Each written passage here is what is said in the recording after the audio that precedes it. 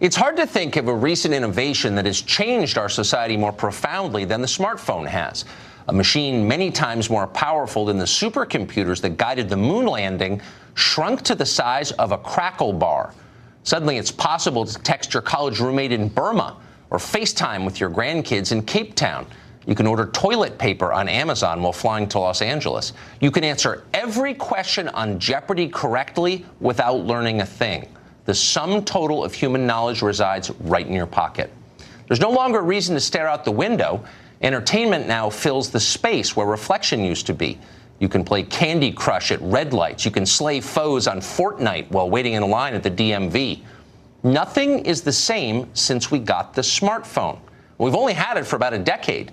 Imagine where we'll be 20 years from now. Well, you probably can't imagine that, actually. Imagination takes concentration, and if you're like most of us, you no longer have the capacity to concentrate for very long. You're too distracted by your smartphone. When was the last time you read a book cover to cover? When was the last time you sat through an entire dinner without wondering who was texting you, or talked to your spouse or kids for more than an hour without checking your device? Been a while? The cost of all of this progress has been high. How high? Well, the signs are all around us. Endemic loneliness, a rising suicide rate, a country where huge groups of people hate each other. At some point, we'll know exactly what we've traded in exchange for faster sushi delivery. In the meantime, though, it's worth considering what this technology means for our children. About a quarter of kids under 6 now have smartphones. By the age of 10, the devices are ubiquitous. The average teen spends at least 9 hours a day staring at a screen online. Parents abet this. They buy smartphones because their kids demand smartphones. And we justify this by telling ourselves it's for their safety. Now you can reach your daughter after soccer practice or your son when the movie gets out. And that's all true. But what are the other effects? Science is just beginning to answer that question, and the results are grim. A new study in America's top pediatrics journal finds that high levels of screen time are associated with delayed cognitive development in small children. Studies by the National Institutes of Health have found the same thing. Hours spent staring at devices lowers kids' scores on thinking and language tests. Smartphones have made our kids dumber. It's measurable. But they've also made our kids much less happy. Thanks to smartphones, kids have nonstop access to Facebook, Instagram, and other social networks. And the science is very clear on that. The more time you spend liking social media posts and updating your Facebook status, the less healthy you are. A 2015 University of Missouri study found that Facebook use made people more depressed and increased their envy of others. A 2016 study found that quitting Facebook boosted psychological health. Last fall, a study in the Journal of Social and Clinical Psychology found that social media use is directly tied to feelings of loneliness and depression, which can lead to life-threatening psychiatric disorders. It's not surprising, then, that rates of mental illness and suicide among teens began to surge right around 2012. That's just as smartphones and social media became universal.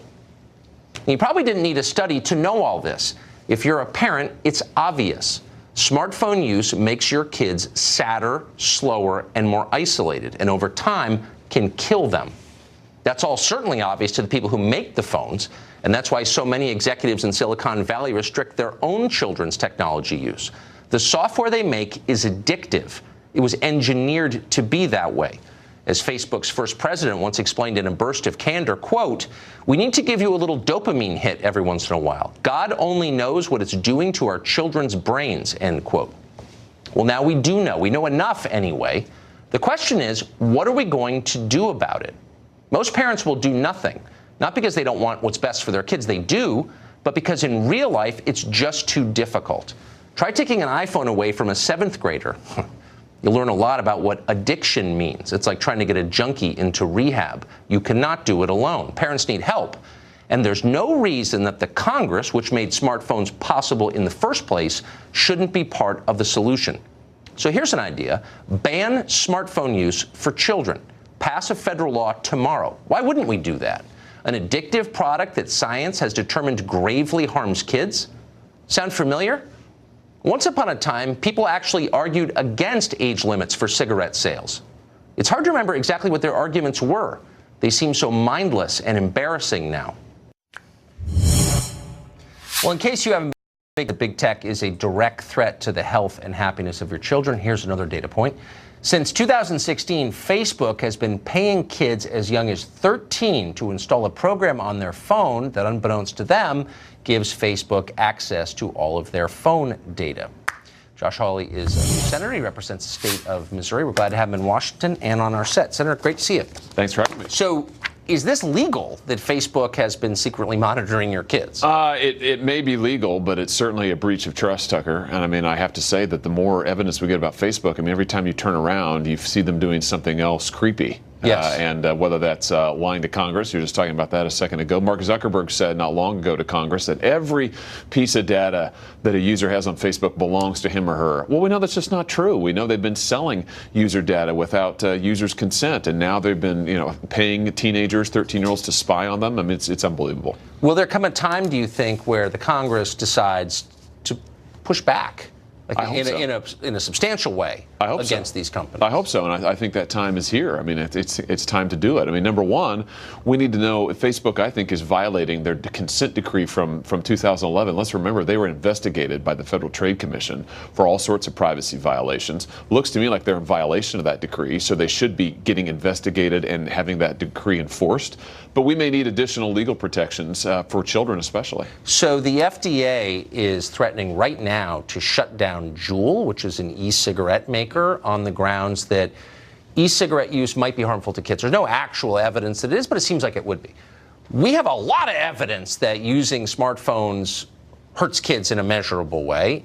Why shouldn't somebody at least begin the conversation of banning this? Well, we need to have a conversation, I think, about the society-wide effects of social media and smartphones on children, on youth violence, juvenile delinquency. And look, I think it's time that we thought about really stringent protections, privacy protections for young adults. I mean, should, for instance, advertisers be able to target young adults? Should they be able to collect all this data on them? Maybe not. And maybe it's time that we embodied those restrictions. Yeah, like tomorrow morning. Do you think that there will be bipartisan support, or will it just be conservative? I would hope that there would be bipartisan support. What parent in America isn't concerned? I'm the father of 2 little boys. What parent in America isn't concerned about what these companies are pushing to children, what data these companies are collecting on their children, and then whom they're selling it to? Everybody should be. I don't think it's just an endless stream of porn and video games. Do you know what I mean? And, privacy violations that we know makes you dumb, depressed, possibly suicidal and violent. I mean, I don't think it's a big deal. Maybe someday.